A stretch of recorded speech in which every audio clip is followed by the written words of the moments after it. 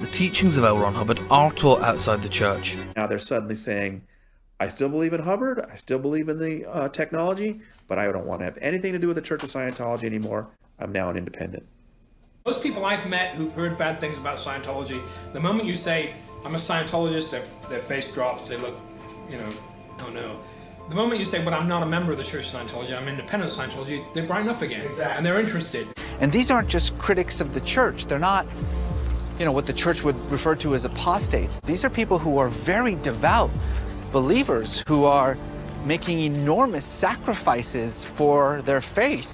So Hubbard is dead, and as is often the case with most religions, when a prophet dies, one of his followers takes over, and in this case it's David Miscavige, right? So he's now, I guess, in charge. A lot of people keep saying he's changing the religion. So this goes to a very important concept in Scientology, of the technology of Scientology. The technology, or the tech of Scientology, refers to the canon that Hubbard created, as well as to its correct and pure application. The name of the game in Scientology is to keep pure the tech of L. Ron Hubbard of LRH. So the allegation against Miscavige is that he is essentially interpreting the tech.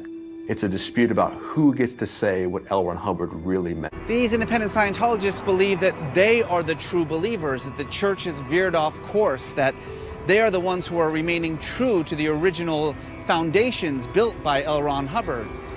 There is a variety of people who are involved in independent Scientology. I guess the one thing they have in common is that they feel that the technology of Scientology is good and is useful and is practical and helpful, and they don't really care about anything else. And by that I mean they don't care about whether L. Ron Hubbard was a con man or a liar.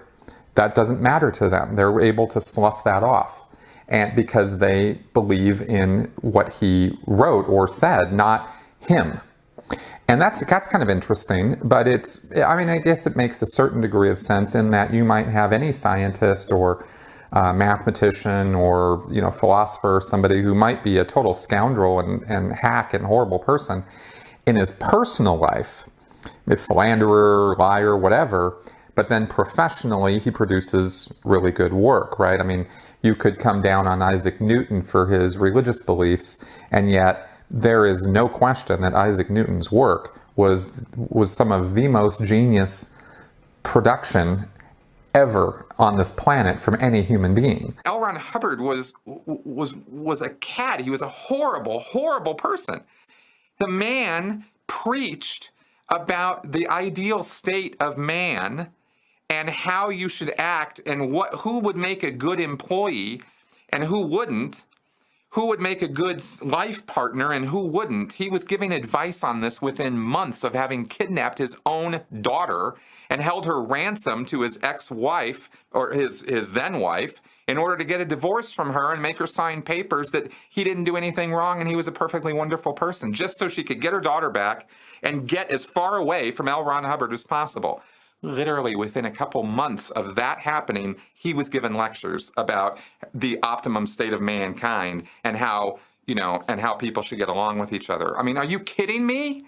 Some independent Scientologists are able to write off Hubbard. Some independent Scientologists think he's the cat's meow and the bee's knees, and he's just a wonderful guy. And they refuse to look at anything negative about him or any criticism of him, and they don't agree that he was a liar and a con man.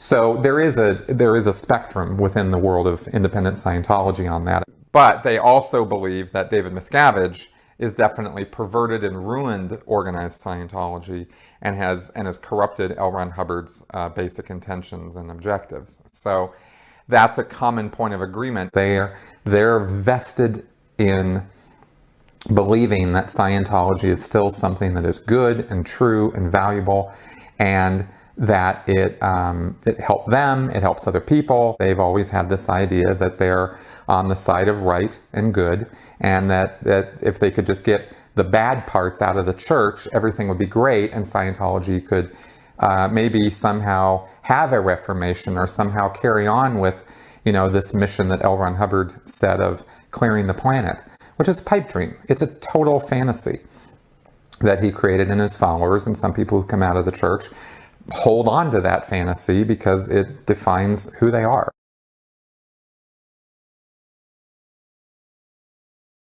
The Church of Scientology treats the Free Zoners as dangerous heretics. They're not even allowed to call themselves Scientologists. The whole basis of Scientology is that you follow L. Ron Hubbard's processes to the letter. And it was L. Ron Hubbard who grew this organization. Hubbard was trying to protect his trademarks. Hubbard was trying to protect his income, right? Because to him, Scientology was all about making money.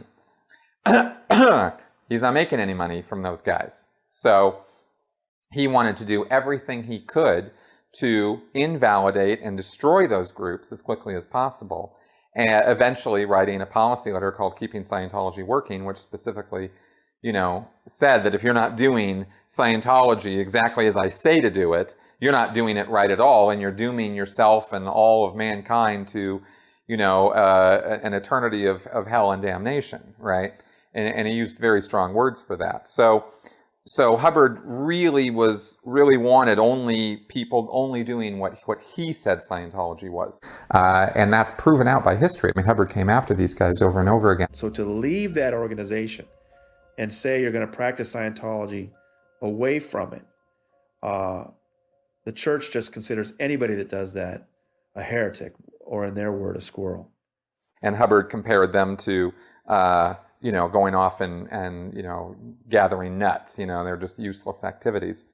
You're interrupting the delivery of Scientology, which is... Marty, you don't deliver Scientology. You haven't for years. I've been reading your blogs, Marty. There's just no way you're delivering anything to do with Scientology. All right. Marty, you're the one who's busted because you're the squirrel.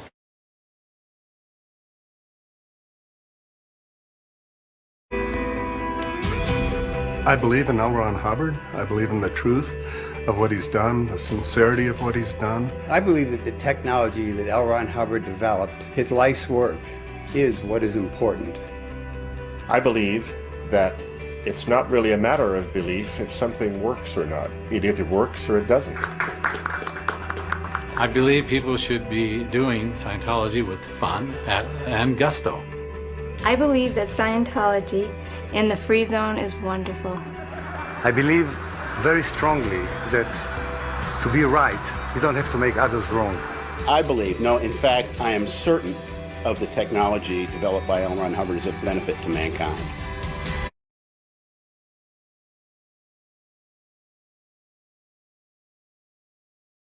I love you too. Even though you left the organization of Scientology, you still believe in Scientology. Yeah. And you're still delivering Scientology outside of Scientology. You're still an auditor. Yes. Yeah. I just wanted to show this is very un-Scientology of us. If I didn't believe and I was speaking out against Scientology and you were in, we wouldn't be able to be sitting across from each other. And so I thought it was important to show this is not Scientology. We are allowed to have different beliefs. I respect you, that you still believe, and you respect us, that we don't. Exactly. So thank you. Yeah, sure. Yeah. The number of people who practice independent Scientology at this point, as far as I can tell, numbers in the hundreds, not even thousands. From what I've seen of gatherings and conventions and what I see representative independent Scientology groups on the internet, that's what I'm thinking. So we're talking about a very small number of people. There's lots of different groups. These groups are small, right? And they deliver Dianetics for Scientology courses in some places. They deliver the counseling services in some places. And, some of these independent Scientologists is just one guy, out of his home. Other ones organize, get into groups, deliver courses and this sort of thing. And I think there's a whole independent Scientology mission that used to be an official Scientology mission in Israel. I'm on my way to meet Trey Lotz. Trey joined the Church of Scientology in 1969 and very rapidly became one of the church's top auditors. And then in 2007, Trey was suddenly excommunicated, thrown out of the church, declared a suppressive person. But he is still a devout believer in Scientology. In fact, he continues to make a living auditing people out of his house, just a stone's throw away from the church.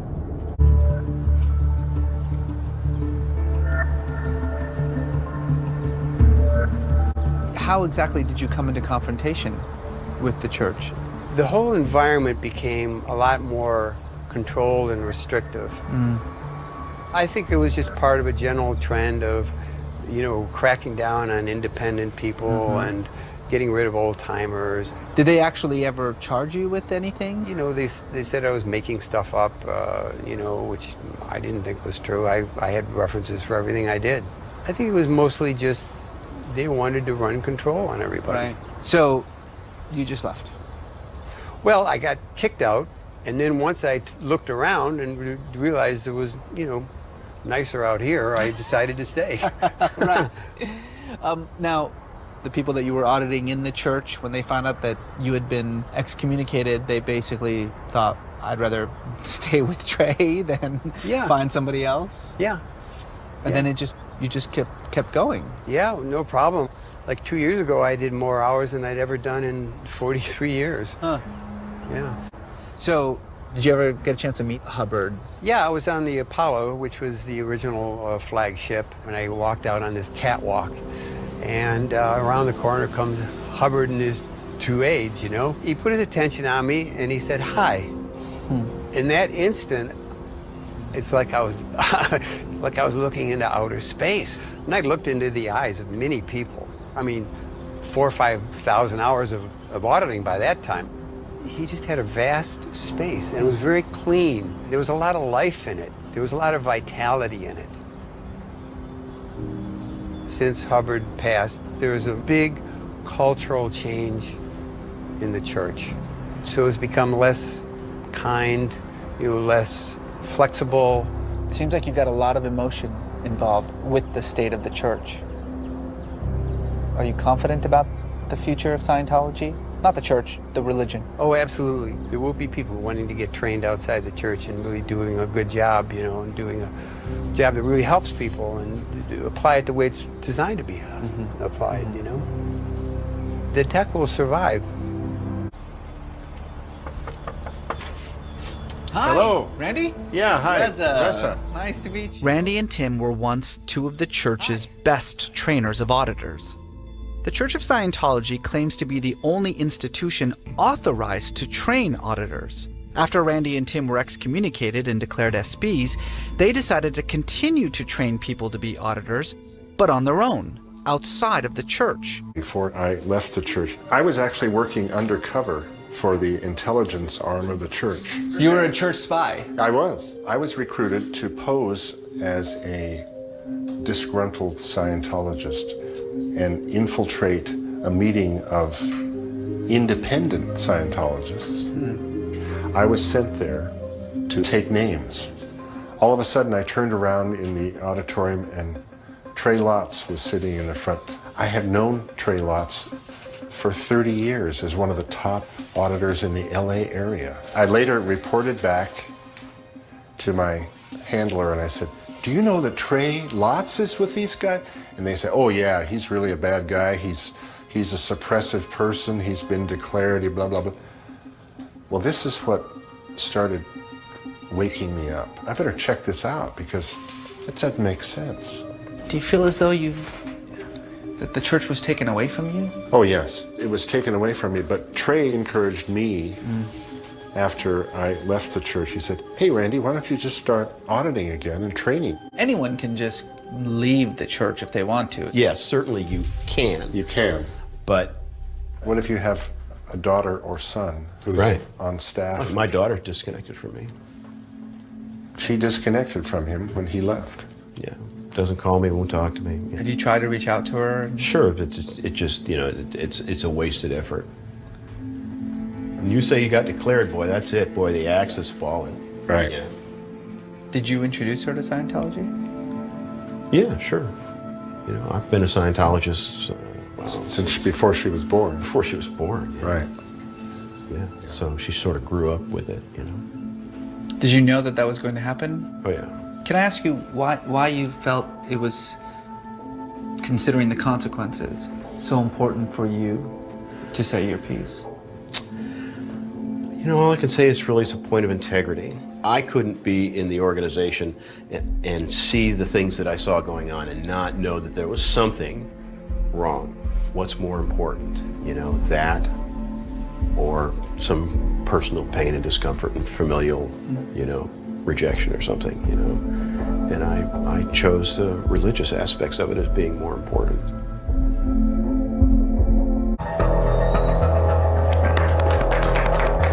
In Reno, Nevada, there's an auditor named Ray Robles who leads a group of independent Scientologists who call themselves the Free Zoners.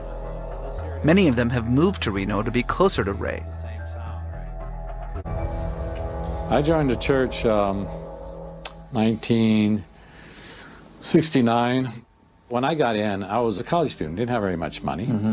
But yet I was able to buy a meter, and I was able to do it. And I was able to go clear, and I was able to afford it. It was 25 bucks an hour. And then when a new regime came in, Hubbard passed, Hubbard retired, they kept doubling the money. So I paid like $750 to do the clearing course to go clear.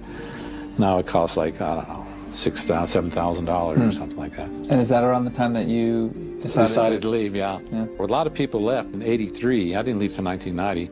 A lot of people left because they didn't like the new people coming in. They didn't like what was going on. They didn't like the new materials. They didn't like what was the changes. When you left, did you right away start auditing and giving services to? I never stopped. You never stopped. And I've been active on this for 20 years in, 20 years out. It's such an intense experience being around these independent Scientologists. You know, they know the risks of it. They understand that what they're doing could get them into a heap of trouble with the church, and yet they want to talk, they want to speak out. My path is with the Free Zone. Roland is a leading figure in the Free Zone and former member of the church. What happened in the church during the late 70s? The church was a pretty dynamic organization. There was a sudden change in about 1982. The current management of the church took over and ousted a pretty fair number of the then senior people. These people, on leaving the church, attempted to set up their own organizations, essentially delivering the same stuff as the church does, but outside of the church's orbit. The internet has meant a flourishing of the so-called free zone, that is to say, the people outside of the church who are still active Scientologists and actively promoting and applying the so-called technology. Roland had some advice for me regarding my auditing session, a never-before-seen cleansing ritual and the key to enlightenment through Scientology. What should I do on my journey? Just do it wholeheartedly, all the way. There are things about yourself that you do not wish to confront. Things that you've done that you don't want to admit to. Things, weaknesses of yours that are ignominious that you would not care to mention. When you go into session, eventually you will have to confront all of those things.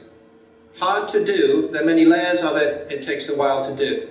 It's not easy, but it is worth doing. As long as it's done with an auditor who will not take advantage of you. Just outside of East Grinstead, it's the spiritual home of L. Ron Hubbard and the church's base in the UK. I'm here to meet Dominic, the church's highest-ranking defector in over a decade. How do you feel when you look at a place you used to call home? Yeah, it's a beautiful place. It's you really can't go there anymore, can you? Yeah, I understand. It's not. Hey, c'est la vie, man. That's life. They're great people, and they really believe in what they're doing. But it's very, you know, there's people that decide over your fate. And if you don't do what you're supposed to be doing, then you're in real deep trouble. Since leaving the church, Dom has joined a European network of free zoners who live by and practice Scientology. A group of the people that left formed a thing called the Ronsorg, because L. Ron Hubbard, by his friends known as Ron, so they started the Ronsorg. Ronsorg says we only apply the technology of L. Ron Hubbard. You have Ronsorg, Church of Scientology, and then you have the Free Zone as a broad thing. So Ronsorg isn't one organization, it's lots of little organizations. Yeah, lots of them. Is it hundreds of thousands, millions? No, it's not that big at all. 10, 15, 20 staff that basically form an organization. The organization is growing in Europe, but thrives in places like Russia, which are beyond the reach of the church's lawyers. We're going to be traveling around, and you'll get a good idea. Max, hi. Nice to meet you. I'm here to meet Max, head of the Swiss cell of Ron's org. Max runs the training camp in Moscow. I want to sign up for one of the courses, but first I need to be vetted, not only by Max, but also by his students and family. Try to make a difference between the church and Scientology. Take these things apart. Like Catholicism doesn't necessarily mean the same thing like Christianity. Right? Are you happy not to be in the church anymore? Do you miss the church? No. Who likes you? Who supports you? Who helps you? Yeah, the friends who know it. It would have been easier in your life to give up Scientology than to keep going. Yes, but then life would be more difficult. Do you know, I've spoken to quite a few Scientologists in the last few days. They all say the same thing. Mm-hmm. They all say life is better, life becomes easier. Yeah. I also believe that some time will come where you can say, and it's no problem. I believe this too. And when I'm one of these first 1,000 or 5,000 people who go this way, I am part of this. The first Christians also must hide, and then it become a big religion. I can see some happy, spiritually aware, confident, loving, giving people. That's what I can see. Mike Rinder.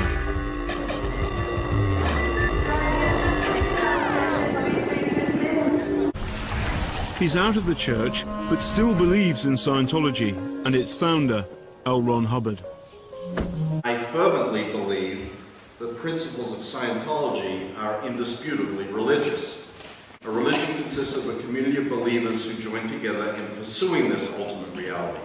There are communities of Scientology believers around the world, including a large and growing community of independent Scientologists like myself, who practice the faith outside of the formally organized church.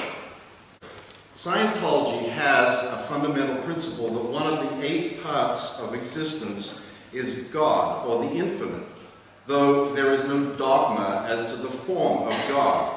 A goal of Scientology is to raise one's spiritual awareness to attain a full understanding of the infinite. Every religion promises salvation. Scientology is no different. It promises eternal salvation to its adherents. Scientologists believe that man is an immortal spiritual being who lives beyond a single lifetime. And the goal of Scientology is achieving spiritual peace or salvation. Every religion sets forth a cosmology, the nature of the physical universe, including time and space, the world we live in, and man's place in it. Much is made of Scientology and so-called space aliens. This is not the cosmology of Scientology, or even its creation theory. Those are found in a writing entitled The Factors, and they begin with this. Before the beginning was a cause, and the entire purpose of the cause was the creation of effect. In the beginning and forever is the decision, and the decision is to be. Scientology is a 20th century religion, and for someone to appear on this earth today claiming to be perfect in every regard, a divine figure sent by God to save the world, they'd be locked in a mental hospital. The church today doesn't really resemble the church that I knew when I was growing up. It was a very exciting place. There was always a lot of people just thoroughly enjoying themselves and enjoying the fact that they were a part of something that was very new and very different. And there are a lot of things that are happening or have happened that are really eating away at the core of the religion from inside. With Mike Rinder, Marty Rathbun. They're spearheading what they call a reformation. Marty had found his place in the world. He started to blog, telling people he was practicing Scientology independently. I've been overtly practicing for 3 years, and dozens upon dozens of people have followed my lead around the world. Interestingly, more and more people are practicing Scientology in the comfort of their homes. You know, people are doing it. It's beginning to burgeon. You know, the future ain't coming from the church. I mean, the church has become a butt of jokes. The future is coming from us. His blog has become a rallying point for people who, perhaps like myself, who still believe in a lot of the aspects of Scientology and believe in its efficacy. The initial target is probably to break the monopoly and make it possible for people to practice freely whatever they want. Over the last few years, this argument over who controls Scientology and how to practice it has led to a number of sects and schisms and breakaway groups. In Israel, for the first time in Scientology's history, an entire mission has announced that it's defecting and joining the independent movement. The Dror Center started out as a Scientology mission specializing in training auditors. So this is where people study to become an auditor. Nice to meet you all. Nice to meet you. Think of auditing as spiritual counseling with the help of a machine called an e-meter. An auditor administers a very specific set of routines and questions, all of which were decreed by Hubbard himself. This is my auditing room. Welcome to my kingdom. Tammy and Danny Lenberger both rose to enormous heights in the Church of Scientology. Tammy was the church's highest-rated auditor in the world 2 years running, and Danny was instrumental in introducing Scientology to Israel. But they became disaffected by the church's actions and now operate their own thriving independent Scientology center about 90 miles north of Jerusalem. You guys were very devout members of the church. You were in good standing. I mean, you're one of the top auditors in the world. What happened? How did you go from this sort of loyalty to the church to suddenly beginning to change and think differently about it? You know, Scientology was fun in the 70s and the 80s when we got in, and then at the end of the 90s and the beginning of the 2000s. The pressure from upper management was more and more and more pressure. The pressure for what? For money. They want to come here and do donation evenings, fundraising evenings, and we didn't like that. And then you cannot audit this way, you have to audit that way. They change the technology all the time. And I wrote many letters. The last letter I wrote, I said, "Dear sir," very polite letter, some things I don't agree with. And on 28 June 2012, we were approached by this lady, and she handed us an envelope. I knew what it was, a letter telling us that we had been declared an SP. Being declared an SP, or suppressive person in Scientology, is somewhat akin to being excommunicated from the Catholic Church. You're declared an apostate. You're cut off, not only from the church, but also from its members. However, because the Church of Scientology claims trademark and copyright on materials used to practice the religion, splitting off from the church put the future of the Dror Center in jeopardy. So now you've been excommunicated from the church. Yeah. And of course, the church claims to have a copyright. Can you imagine? It's very copyright in Hinduism. That's what they would say. I mean, they said that you were in violation of their copyright. Yeah, and after we left the church, they asked us to burn all the old books. And they told us to burn them. Yeah. But we did this research, and then we found out that all the technology, including the confidential OT levels, it's all available. All the materials are available on the internet. So you could actually access this material. And then I can deliver it. So we're just breaking the monopoly. If you want to start your own Scientology mission, you have to first pay the church an upfront fee for its trademark. And then you pay for the right to license its material, the auditing, the training manuals, etc. And then you would pay the church a portion, a percentage of the fees that you bring in for these services, usually about 10%. It's kind of like a McDonald's. Now, imagine if your local McDonald's decided one day that it didn't want to have anything to do with the corporation anymore, that it had failed in meeting certain expectations of its customers. And so it was simply going to become independent. Oh, it would still sell Big Macs, it would still use the secret sauce, but it just wasn't going to have anything to do with the corporation any longer. That's what's happened here at the Dror Center. You feel that what you're doing here in Haifa is more of what LRH originally intended. It's the pure version of Scientology. Yeah. Oh, definitely. This is the true Scientology. I'm only loyal to one person, and that is Ron Hubbard. Ron Hubbard is the source of Scientology, and I have no doubt that if Ron Hubbard came around, he would hug me and he would say, Danny, Tammy, thank you so much for what you're doing.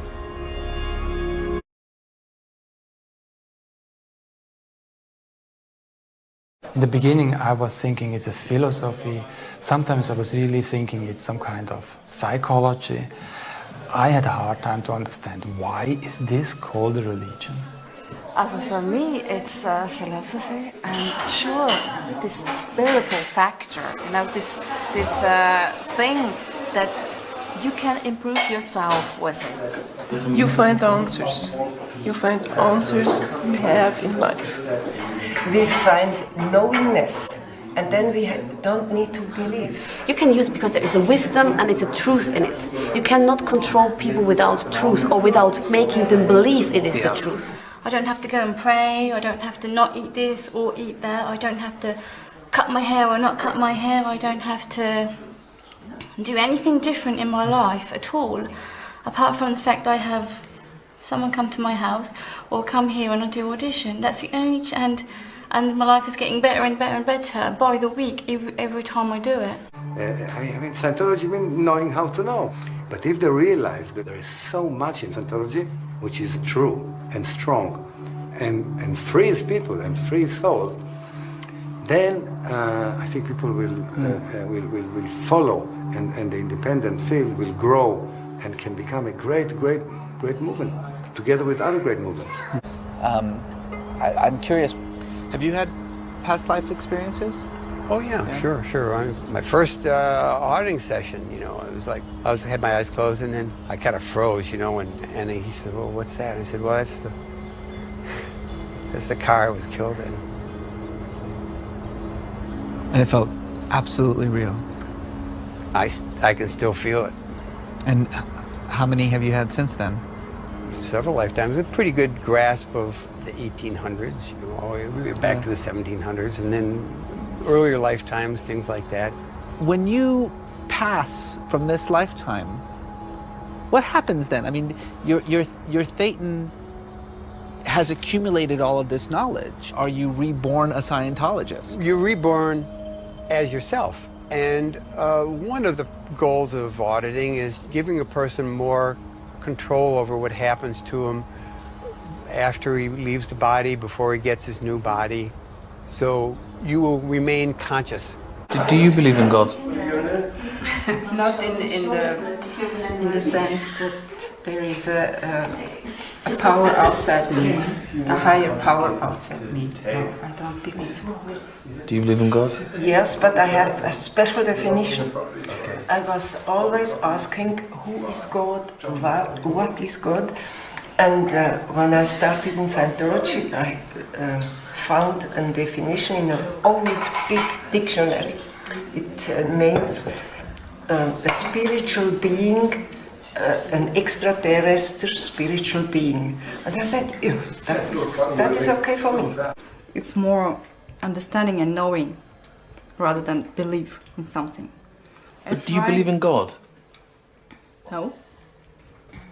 I know that God is. Scientologists believe they're eternal spirits, but defining God is left to the individual. I found myself believing so much of what I've learned that I'm running out of difficult questions to ask you. I'm interested to know about this. Yes. Stuff that perhaps you're not so keen to talk about.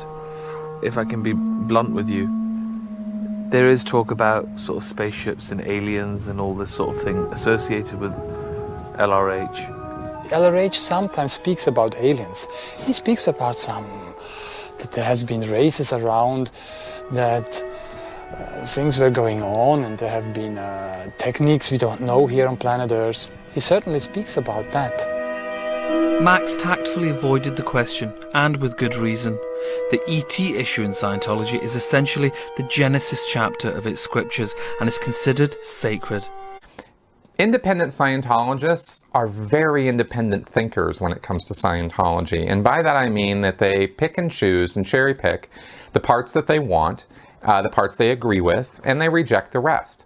So each individual independent Scientologist has their own views, and some of them are radically different from a lot of what Hubbard said, whereas others try to toe the line and do exactly what Hubbard said. So you get a spectrum in the independent movement. It's not one single cohesive body of people.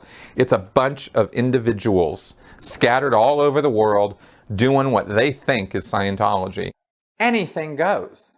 I can't speak intelligently about one independent Scientology group versus another independent Scientology group versus another, because except to say that odds are all three of those groups are going to be doing very different things and calling it Scientology. I think if you were to talk to people that do get auditing in the independent Scientology field, I think you would find they're not getting auditing because they're chasing this magical imaginary state of OT. Right. I think you'll That's find right. they're not getting auditing because they're chasing this magical imaginary state of clear. They just find that the process of auditing makes them either comfortable or helps them sort their thoughts out on subjects or whatever it is. You'd have to ask them, but my point is they wouldn't be doing it if they didn't want to and didn't find it helpful. As far as the Xenu narrative goes, I think you'll find a variety of answers to this amongst the independent Scientologists. I think some do believe it literally, because that's how you're supposed to believe it. L. Ron Hubbard absolutely believed in the literalness of OT3. He didn't say this was metaphor. He wasn't talking in symbology. This is historic fact as far as he's concerned, and he made no bones about that. So if some people need to, creak that around to, oh, well, he was just being symbolic about this, well, that just goes right along with the cherry pick and choose attitude of independent Scientologists. And they don't look at the fact that all of that was produced by L. Ron Hubbard. And so they're kind of willing to give him a pass on what they think is the good stuff and throw out the bad stuff. But there's not, I don't know, it just doesn't seem to be a very rational examination of the entire thing. My position is that there is good stuff in it. The beginning services of Scientology are the good stuff. They're the things that are based on common sense principles, tend to make a person feel pretty good, pretty fast, or give him information or skills like through drilling or through practice that he didn't have before in an area that is intensely practical, like communication or family relationships or dealing with his children or things like this. Very, very practical skills, right? It has nothing to do with the eidetic recall and the advanced spiritual states and Xenu and all that crap. All that stuff is way later. So at the beginning of Scientology, you get these introductory things, and those are pretty much very workable. But it's outweighed by the destructive stuff. If you do all the things he said, well, then you have official Scientology or what has been official Scientology, and that gets into a lot of authoritarian, super heavy-duty control stuff. And it also gets into practices that are damaging to you. I think after you've had, hundreds of hours of the auditing procedures, where you're being placed under, hypnotic trances and that sort of thing, where your emotions are being manipulated and messed around with, I don't think that's good for you. And I wouldn't recommend anybody do any of that.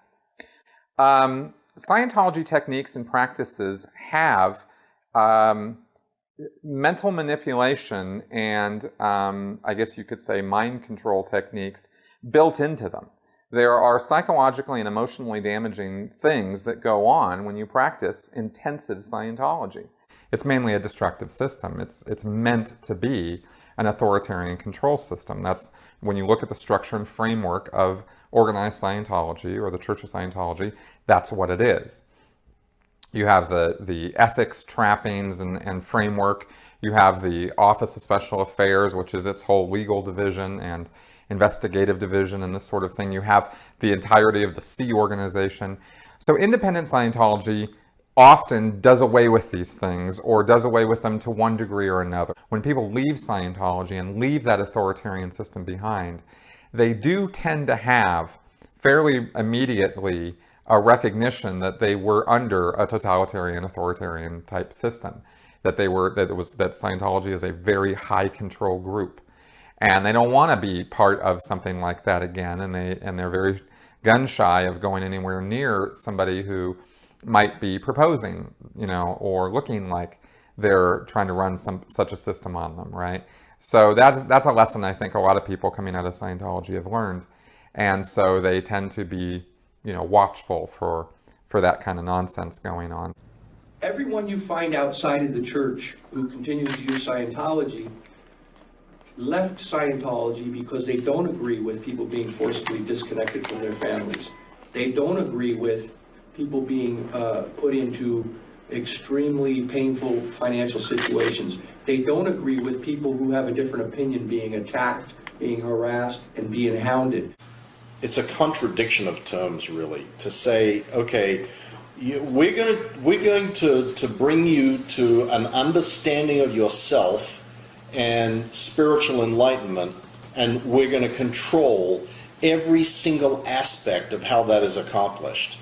It just can't work that way. I said to you that I believe that the irony of all ironies is the Church of Scientology saying with a slogan, think for yourself.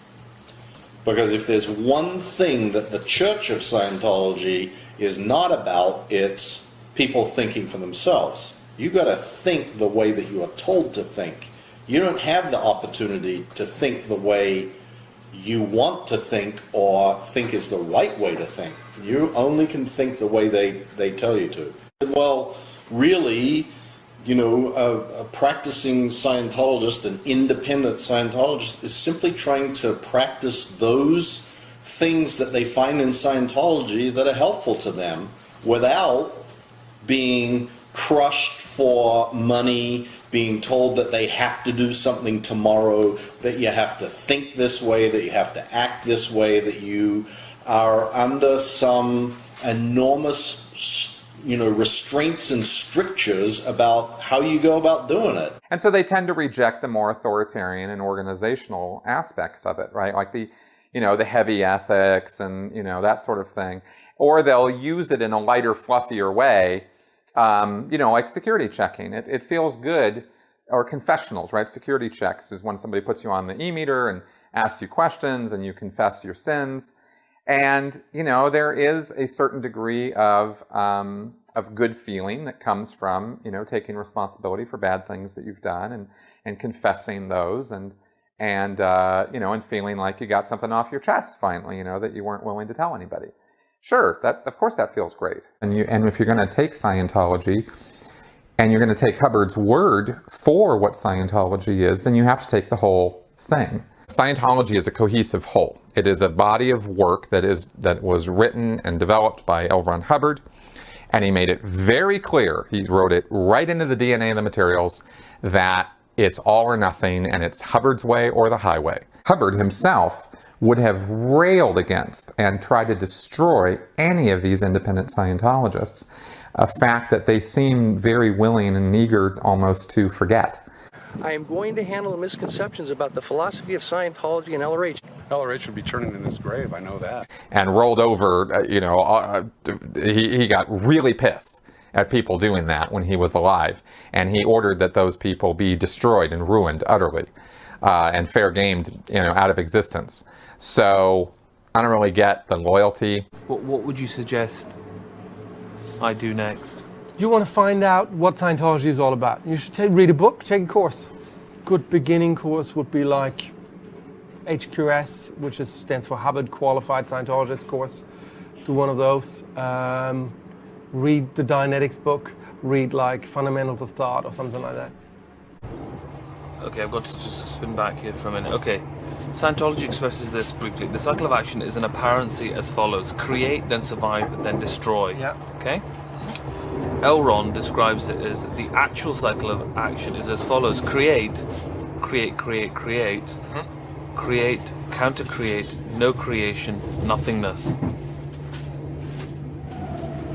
Okay.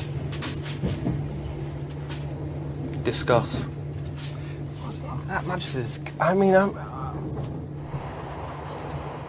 I understand it. I'm just not quite sure what the point of it is. Yes. You came up with now that. Fair you enough. tell me how that's...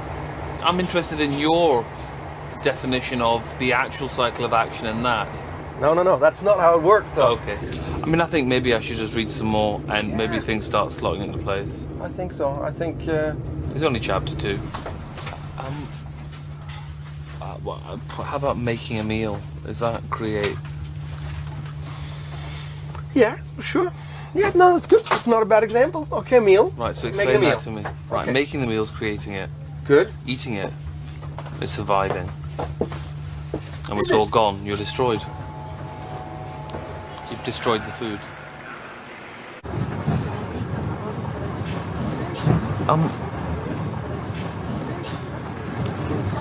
Slightly impenetrable. Again, what you have to understand about the fundamentals of thought is that it's actually written in incredibly simple language. There's not really a difficult word in it. It's just quite bizarrely written, like nothing else I've ever read before. An auditor processing a pre-clear would always use effect processes to increase doing this. What effect could you create on father? I don't actually know what that question means. What effect could you create on father?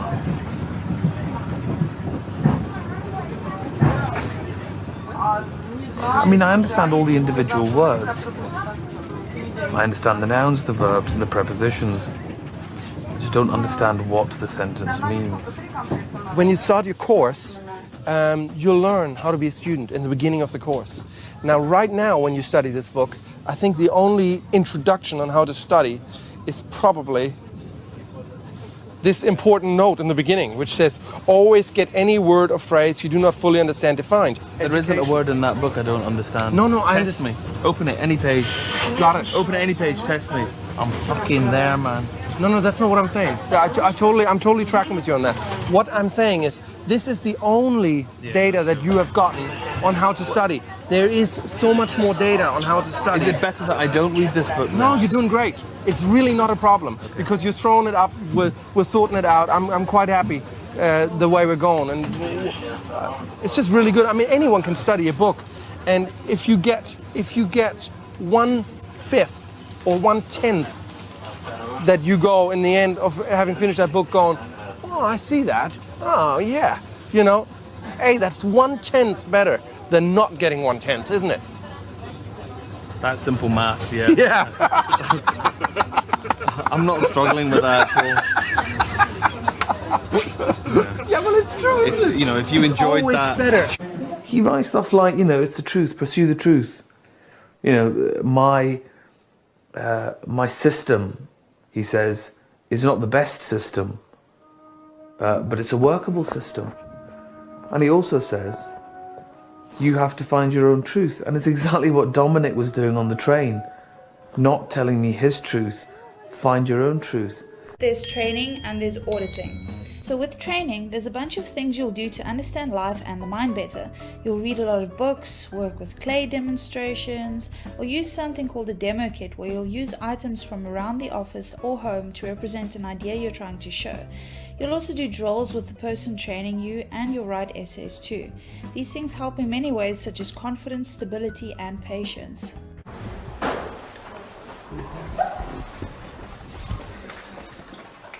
This is where you will study. Okay. You are going to learn basic things about life. There will be some parts about communication. There will be about emotions. Then there will also be the basic parts of what you are. For example, being a thetan, having a mind, having a body. A thetan, this is you. This is just you, yourself, a spiritual being without body. Every night at the camp, there was a small ceremony to recognise people's achievements.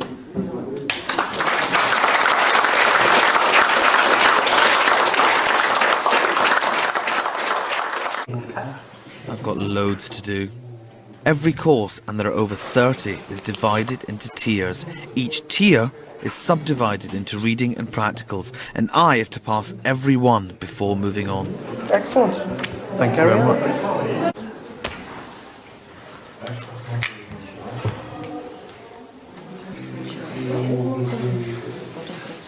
Communication. Affinity. Oh, affinity. Reality.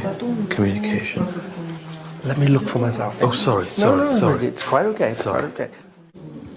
Here, look. If you look at exhaustion. Yeah. Yeah. It's a state of extremely physical or mental tiredness or collapse. Do you know what? I know what exhaustion is. I don't need to look in the dictionary. Okay, now show him exhausted. Show him exhausted and show Well, he's him why he exhausted. becomes Well, exhausted. to me, he's exhausted because he's doing this I at tell you what, work okay, and this at home. Do me a favour. Well, I'm not doing it again.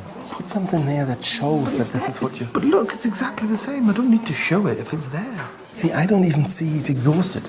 I see he's confused. Okay, here's exhaustion with clay. Look at me, exhausted. I see. All right, well, a little impasse, don't we? Not really. We'll just move on. Mm-hmm. We'll just move on. Nah, I can't really move on, mate. Not until we get this done. This is ridiculous. I understand the concept perfectly. Okay. Start. In the tone scale drill, we act out various levels of human emotion, from euphoric to dead. Understanding the levels in between makes you a better communicator. It's no use trying to talk to an angry person by being deliriously happy. Okay, do you know I might flunk you there? Okay. Because you're really depressing me. Flunk, you look post-coital. Don't get into my fucking face. You got it? Fuck you. Twice. Twice. Okay, square. 3 times. Whatever number you think of bigger. Do it yourself. Plus one. Do I look bothered? Plus one. Unbelievable. Unbelievable. Today, I start auditor training. This exercise is an adaptation of Zen meditation, and it also teaches you how not to fidget during auditing. I only managed half an hour, whereas these people have been sitting here for the past 3 days. We're going to start with TR0. TR0. Which is confronting. Have the student and coach sit facing each other and say and do nothing. Okay. You get the idea. TR0, start. This is not a staring contest. According to L. Ron Hubbard, as you advance in Scientology, you are no longer controlled by the world. You are in control. This exercise is all about learning to control one's body and one's mind in relation to another person. Normally, this exercise can last hours. All right, that's it. How's it going? Pretty good. I can't imagine doing that for hours. In the next drill, the person being tested had to make sure his question, do birds fly or do fish swim, is answered without being put off. Return to the auditing question. Do birds fly? Did you say return or repeat? I'll repeat the auditing question. I thought do I birds heard fly? return. Do birds fly? Yeah, birds fly. Great. Great. Next, it was Dom's turn. We'll get through it in the end. Yeah. Okay. All right. Stop. Okay. Okay, I'm ready. Do birds fly? Fuck off. I'll repeat the auditing command. Do birds fly? Fuck off. I repeat the auditing command. Do birds fly? It's question, not command, you numbskull. Okay.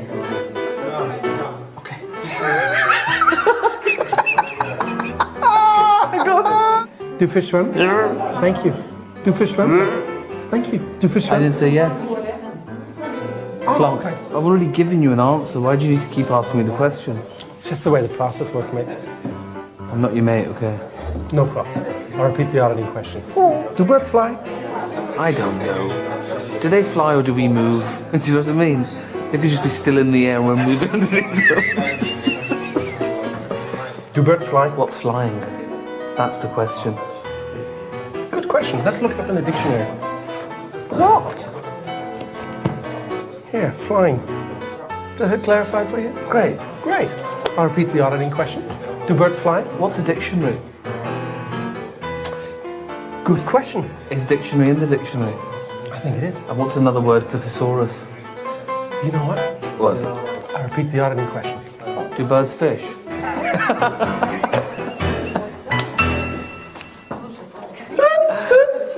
Okay. See, that's quite hypnotic. That's quite hypnotic. See, if there's ever any accusation that Scientology is about brainwashing, it comes from that, I think. From this drill. Repeat, repeat, repeat, repeat, repeat. Except, people may think what you're asking is you're not actually interested in the answer. No. Are you? Not really. You're not, are you? You just want to know, did I answer it? Yes. Or am I just fucking around? An auditor is not allowed to react to anything that the other person might say, as a reaction by the auditor might induce a false reading on the e-meter. Basically, the object of this drill is to get a rise out of your opponent. If I say that's it, that's the end of the drill. Or if I say flunk, that's the end of the drill. Ready? Start. I'll tell you a little secret. It's just between you and me, yeah? But ever since the first day that we actually started working together, I wanted to kiss you. Hey, I just want to make a point here, yeah? You know, people talk about brainwashing. I've got you brainwashed, mate. The world is going to see how deep has been brainwashed. There's not going to be another job for you ever again. You're really English, aren't you? Through and through. From the nation of England. No? Okay, all right. That's it. That's it? That's it? You ever fucking talk to me like that? What? How'd you going? So I can abuse you and you won't flinch, you won't react. You know, to be honest, I'm sure, I'm sure you could probably find some things in me. Okay, we'll start. What are you doing hanging out with a loser like me that you want to kiss? I mean, are you in touch with yourself? Do you know who you are? Because, I mean, you seem a bit lost to me in life. You know, how old are you? What, 35, 36? Where are you at? What are you doing? What have you achieved? You want to be me, don't you? And you hope that if you're inside me, your erect cock inside me. It's not that big, your cock, is it? Actually, a German, it's probably enormous. Flunk. I think inside you is a gay man trapped inside a slightly overweight flunk. Your shit. A big bear of a man. I'll be your bear tonight. You want to be your bear? On a chain, dancing around the fire. So what's next? Okay, next we're going to do some bull baiting. And the purpose of it is to help you to get over certain things that might trigger you if you're in an auditing session. And you're going to try to break my concentration. Okay, you ready? Yes. So TR0 bull bait, start. You're not originally from this country, are you?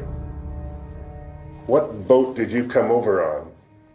Oh, you didn't come over on a boat. You probably flew. You're one of those fancy rich kids that got to fly over here, right? Right? What makes you think you could write a book on Jesus of Nazareth? You're a Muslim, man. Are you resisting reacting? Are you trying not to react really hard to anything I say? Boo! Boo! Boo! Good. Okay, that's it. Okay. Okay. I have to say, I feel like you were kind of easy. Yeah, I can get rougher. Should we try? Let's turn it around. Let's turn it around. Me try it on you. Flow. Yeah.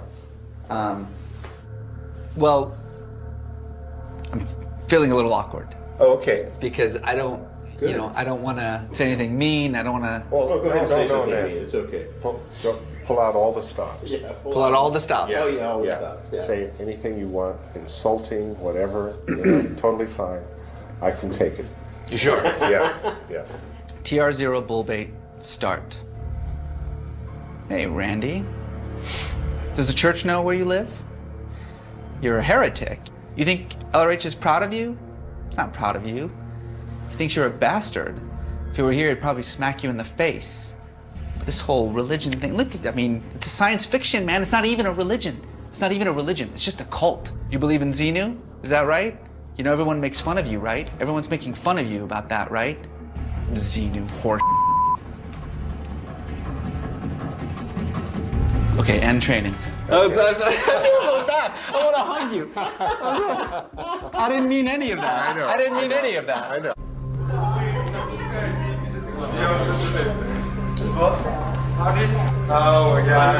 I'm returning to the UK to undergo the ritual I've been training for, auditing. I'm told this could take anywhere between 20 minutes and 5 hours. I'm to relax, concentrate and above all not judge or analyse the process, as this will nullify its effectiveness.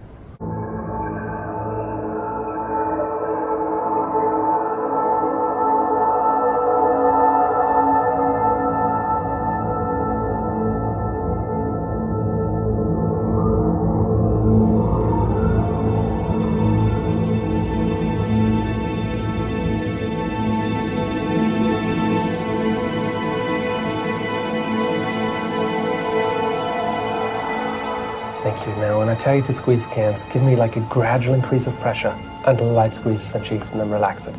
Great. Take a deep breath in and let it out through your mouth.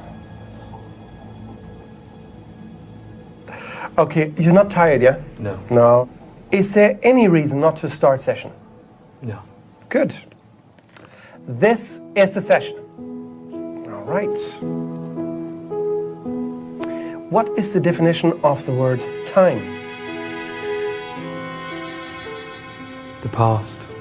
What's the definition of the word Letter A. The indefinite article. That's fine. And what's the definition of the word recall? To remember. Great. All right, our next command goes like this. Recall a time. My wedding day. Thank you. Recall a time. My school. The street outside my school. Hill Street in Glasgow. Being a baby, holding a balloon. Great. What's the definition of the word communication? To impart an idea that's acknowledged. Recall a communication. My dad saying, I was the cleverest of his sons, but I just never bothered to apply myself. Got it.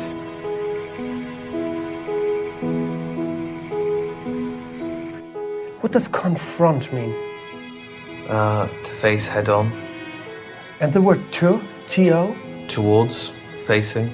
And what is the definition of the word like? Like to have affinity for. Good. What would you like to confront? Tottenham fans.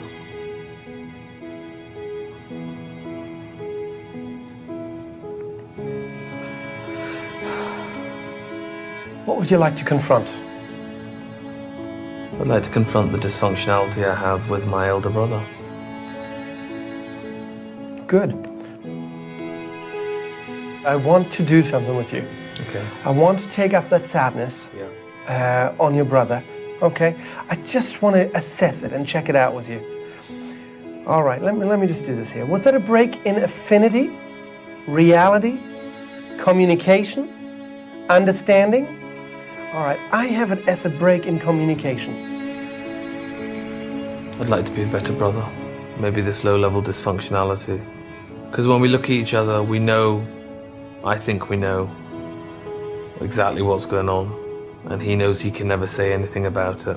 Because once he gives oxygen to his thoughts, you'll start thinking about them.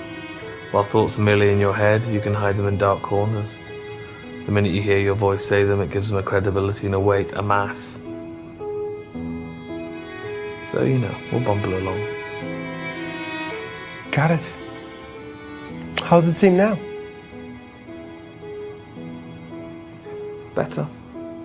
Okay. I feel physically lighter. I'm guessing my needle's floating. It is indeed. Hey. A bit lightheaded. Oh. Sometimes occurs. Okay. End of session. absolutely terrific. I couldn't have expected anything more, and be quite delighted with it, to be honest. Trey Lotz actually agreed to audit me on camera. Central to the auditing experience is the E-meter. This is basically a very simple lie detector that many Scientologists believe helps an auditor pinpoint the moments of pain and trauma that are below our level of consciousness. A current of electricity runs through 2 metal cans into your body and back to the machine. A needle on the E-meter reads your body's resistance to the current. Every movement of the needle means something very specific to the auditor, who's been trained, in some cases for decades, to interpret it in relationship to the person's spiritual state. Okay. And just make yourself comfortable. You may or may not need those pillows there. Have you pick up the cans and see if those are comfortable for your hand size. Yeah, they are. Okay, great. What is it that you have your attention on a lot, or what areas would you want to improve? I have a difficult time expressing sadness. When I'm sad or emotionally hurt, rather than responding with sadness, I respond with anger. It's definitely the worst quality that I have, I think. Well, probably the first thing would be good to do is to run some processes that have to do with opening up. One of the primary techniques is a repetitive process. I give you the question or the command, and you give me your response, and I acknowledge it and give it to you again. Okay. And we need to do that till there is a release on it. A release would be on the meter. It would show up as a free needle. So the needle goes like this. Mm-hmm. With you, it might feel a little bit of a lightness or a sort of an uptonedness that would occur, or a sort of expansion of your space, something like that. Okay. This process is called first postulate process, and the command is, what isn't looking at you? What isn't looking at me? Yeah.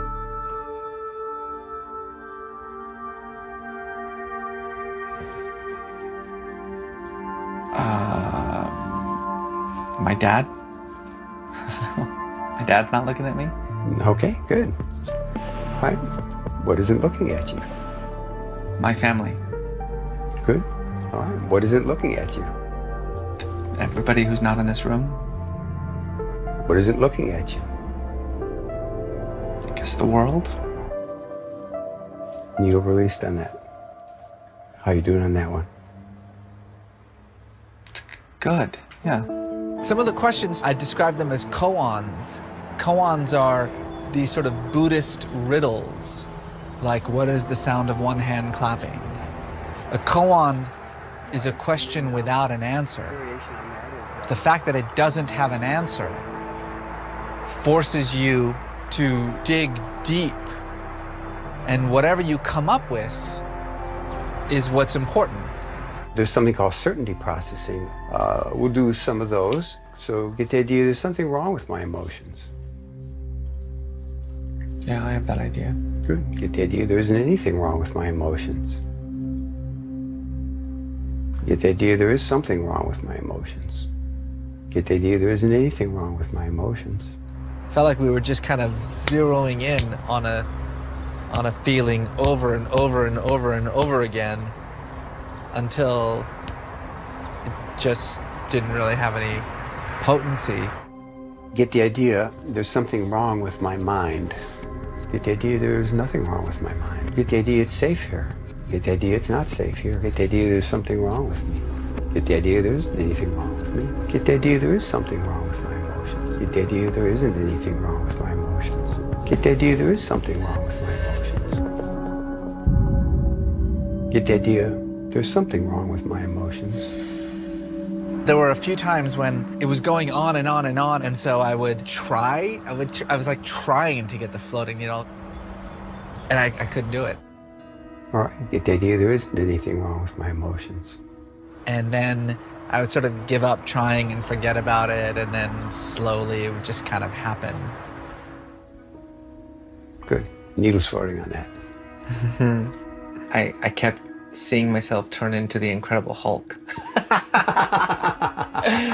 And then it became harder and harder to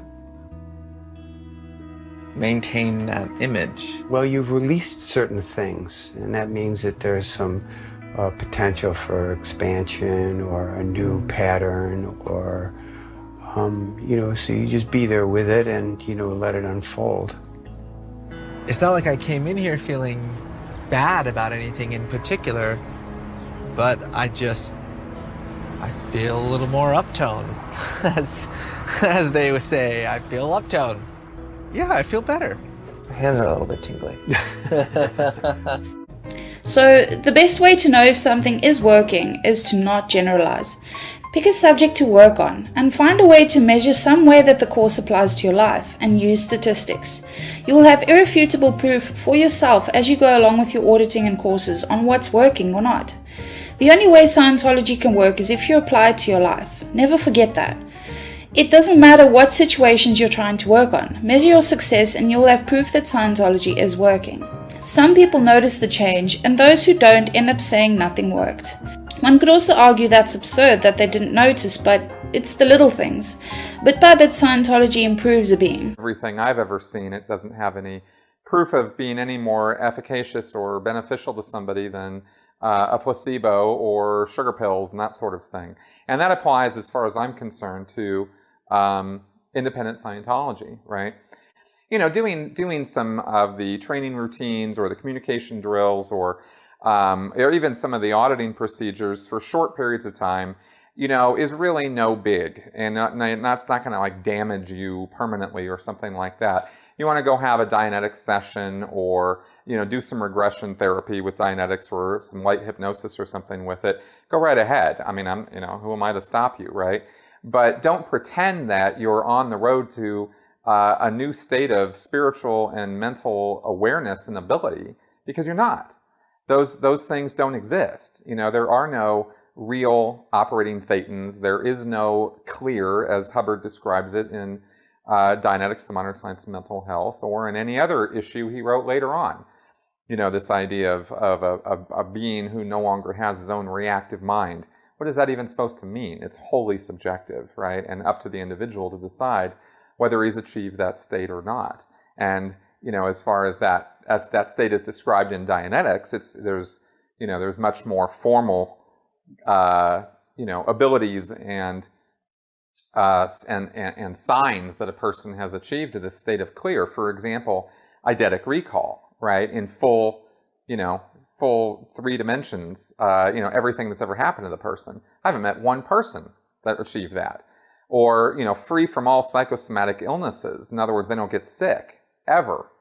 Yeah, okay, I have yet to meet a person who has achieved that, right? So this idea, you know, and there's a whole list of these things. So I say all that because I want to make it clear that if you're doing Scientology outside of the church and you expect to achieve those results, you're never going to. If you're doing Scientology or anything, or Scientology outside of the Church of Scientology because you want to feel better, well, that's easy. There's lots of things that do that. And that is pretty much what I've seen people doing with independent Scientology, is they use it to feel better. Some independent Scientologists are making a living by practicing Scientology outside the church.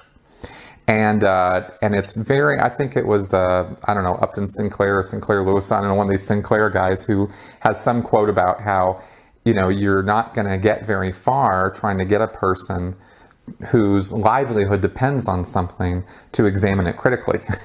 And odds are they're not going to want to look at it too closely because they're making a living with it, right? And so they can't afford to be overtly critical about that subject. Ray is very different from other independent Scientologists. His practice has moved far beyond its roots in the church.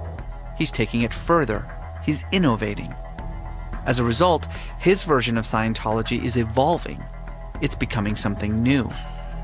Do you feel as though you're more connected to what Hubbard was trying to do? No, we have two different purposes. What was his purpose? I think his purpose was to help mankind, and he did by bringing this stuff, and he gifted it to us, and that's why I'm able to do it. My purpose line, which I recalled in between life, my mission is to master this technology, to export it to other realms, other places, other planets. I came to planet Earth. I haven't been here that long, just a few lifetimes. This is my last reincarnation on Earth. I plan to leave it. You think that this is your last? Oh yeah, I don't belong here. Yeah. After this time, I don't belong here. I would take it with me because anytime you master something, you got it. You know. To master it, to develop it, to better it. I'm furthering it. Innovating upon it a little bit. And I'm rediscovering some things that have been lost. Except that not just the Church of Scientology, no church wants improvising. Well, that's why I don't belong in any church. Yeah. The really exciting thing about being a free zoner, being any kind of reformer, is that you're no longer bound by the rules of the church. You can innovate and syncretize and borrow and mix and match and take a little bit from that religion, take a little bit from that idea, put it all together, make something new, and you don't have some body up there saying, no, that's not how it's supposed to be, that there are rules, that there's dogma, that there's doctrine. Ray thinks of himself as not just innovating, but improving upon LRH and the church. There was this moment where he was talking about how his bridge is different than the church's bridge. The church has 8 OT levels. OT 8, or Operating Thetan 8, is currently the highest level that a Scientologist can reach in the church, in what L. Ron Hubbard called the bridge to total freedom. The bridge is a guided step-by-step process through which a Scientologist can achieve salvation. OT 8 is a kind of godlike status that only a very few Scientologists have ever achieved. And he has 9, so he's literally one-upped the church.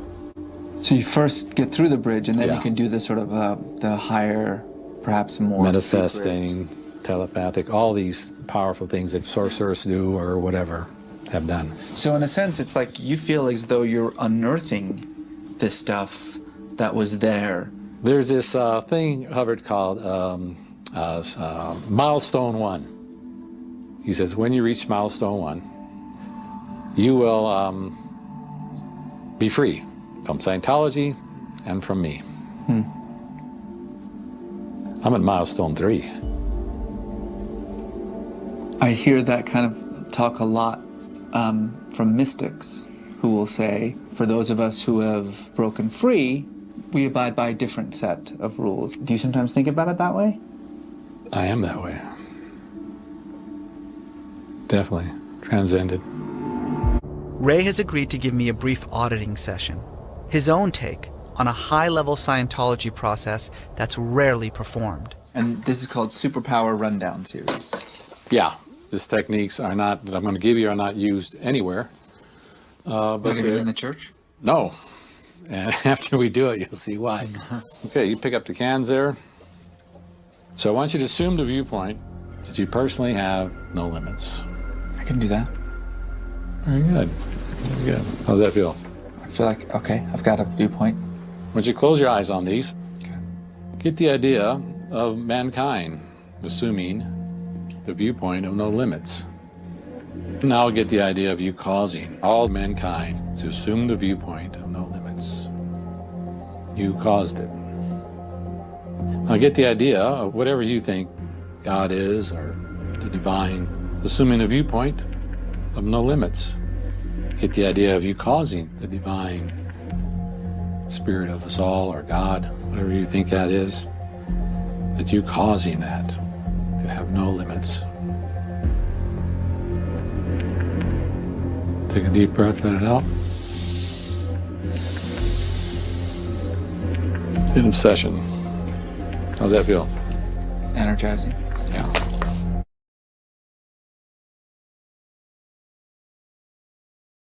Some of the former Scientology people I've spoken to started to take issue with the practices as an organization, but almost continued having the doctrine beliefs even after they left. Were your doubts with one, the other, or both?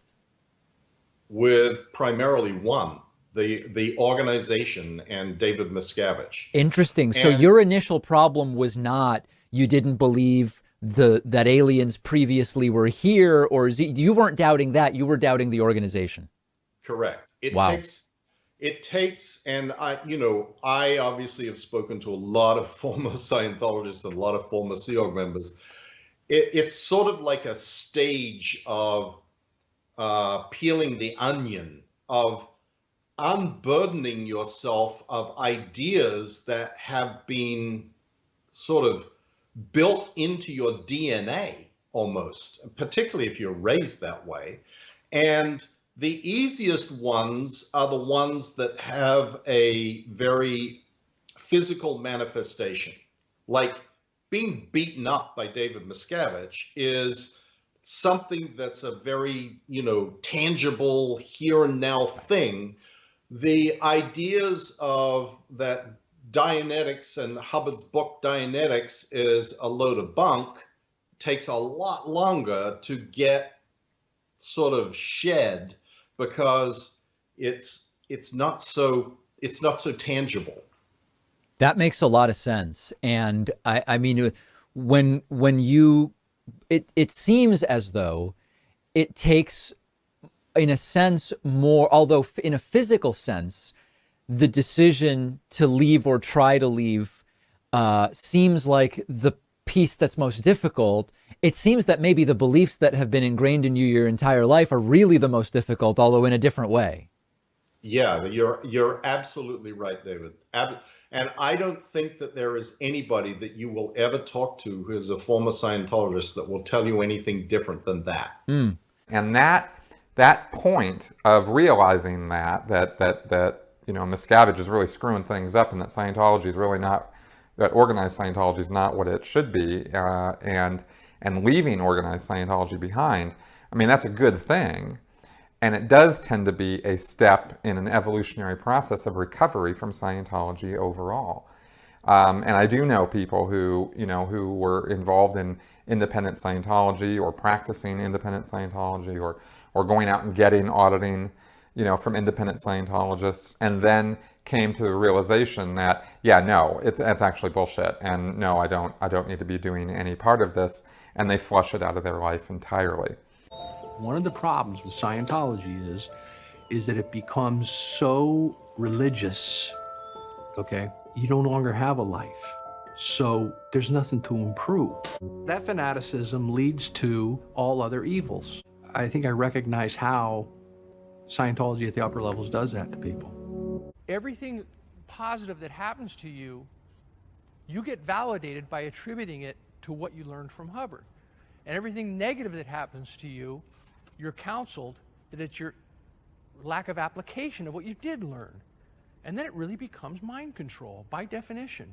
I figured the whole mousetrap out. My goals have, I've readjusted them radically since I got out of the Church of Scientology. Marty is still auditing and writing his blog, but has now rejected the label of Scientologist. I draw from a number of different subjects, including Scientology, in order to help somebody get through the leaving Scientology experiment. We're just going to do an interview, okay? To see if we can find something of interest. Pete, we're here. What would you tell him? Okay. End of session. One of the things that I would do is I would correct what Scientology misapplied to the person, okay? That's the first step. Beyond that, I'm educating them, increasing their horizons to help them kind of move on from it. Mm-hmm. You're not part of the Church of Scientology, but you still consider yourself an independent Scientologist, right? No, I don't. Oh, you don't anymore. Okay. No. That experiment was a failed experiment. I mean, initially I thought, they could reform, and then I thought, and I did encourage people to go out and practice Scientology independently for that very reason, because I studied the Christian Reformation. The Christian Reformation wasn't a reorganizing of the Catholic Church. The Christian Reformation was people saying you're not the only show in town, and you're not the only, you don't own the patent and copyright to this. We could take that same book and practice it the way we see fit. And so I did encourage that, and that there was some of that. But I got to tell you, it wasn't long before I realized that the behavior patterns and the things that create these odd behavior patterns ran much deeper than just something that the church was doing. I saw it happening with the people on the outside, and I suggested real simple. I gave 3 pieces of advice. I wrote a book called "What Is Wrong with Scientology," and I said, in order for Scientologists to make this a viable subject in the future and relevant at all, they're going to have to learn to integrate, they're going to have to learn to evolve, and they're going to have to learn to transcend. And you got to learn to not take yourself so seriously and look at a lot of this stuff from Hubbard as allegorical or parable, but to take it literally is a problem. Well, that was that was like heresy. I mean, and I'm talking about the people who are outside of the church. And I realized these guys who were even outside of the church were just as much in a prison of belief as the ones inside. And that's where then I spent the last 3 or 4 years really deconstructing the subject and realizing how that came to be. There's a lot of different things that are posited through the lectures of Hubbard and the writing of Hubbard, but, ultimately, it's all sort of bullshit. Dianetics, the book, still contains all these passages that say this cures bursitis and arthritis and heart disease and blah, blah, blah, blah, blah, blah. Pretty radical claims of medical results that don't exist. I'm familiar with a lecture that he did in 1952 where he was saying, you know what, I picked psychiatry as an enemy because you need that in order to have a tight-knit group. A tight-knit group must have an enemy. And they're in the same line of country as us, and they're screwing up all the time. So it's a choice of convenience. But much like the rest of Scientology, in the early days and a lot of the early things he did, he had a pretty acute, interesting mind, and he had an interesting way that he melded a bunch of different things together. But the more serious he took himself, and that's a good example of it on this whole mental health thing. So he goes from joking about doing it just for purposes of having an enemy. 18 years later, he's writing stuff about how these people truly are evil beings who've been beamed in from another planet. That shows you the evolution, and it shows you the danger of taking yourself seriously. It's a really kind of an odd, unique religious quote-unquote experience because, the first book, their Bible, is called The Modern Science of Mental Health, published in 1950, and then it evolved into a religious cult. But the whole thing is predicated on pop psychology. I see it as something that, I see Scientology itself as really being a faith-based thing. I mean, it works to the degree that somebody believes in it, and it doesn't work to the degree that somebody doesn't believe in it. You sort of got to enforce this bubble in order for this faith to stick and have effect. And now you, as Mark Rathbun, former Scientologist, I'm guessing you don't believe any of it. Yeah, well, I don't really believe anything anymore. I sort of created a standard for myself. I'm not taking anything for granted.